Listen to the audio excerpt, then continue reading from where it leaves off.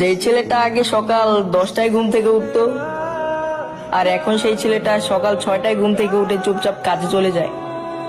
মায়ের সাথে খাবার নিয়ে ঝামেলা করা ছেলেটাও আজ সামনে যাই পায় তাই চুপচাপ খেয়ে নেয়। স্কুল এবং বিয়েবাড়ি আনন্দ করে মাতিয়ে রাখা ছেলেটাও আজ কোনো উৎসব হলেও সে চুপচাপ করে বসে থাকে।